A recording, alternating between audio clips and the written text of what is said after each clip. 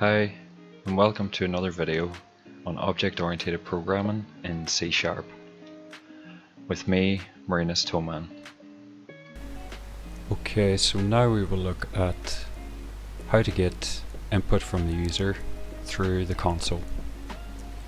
So we've already seen that console.writeLine can print values out to the console. So we will now use console.readLine to get user input from the console. So in this example here, you can put in your username, which is stored in the string username, and then we just print username is and then whatever the value is. So we can see here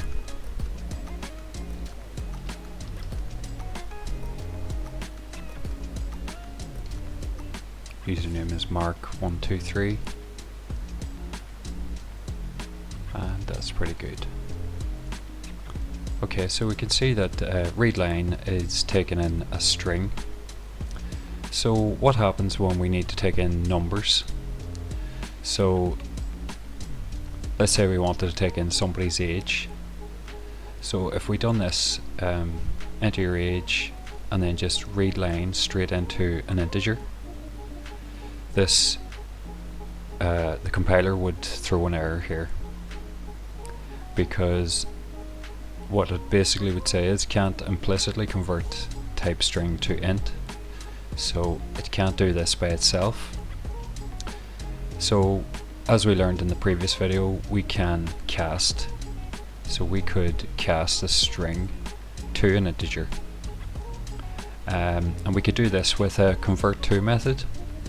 So we could explicitly cast this string that's being read in from the console to an integer, and then we assign it to the integer. So we can look at that example now. So enter your age 21 and then age is 21. So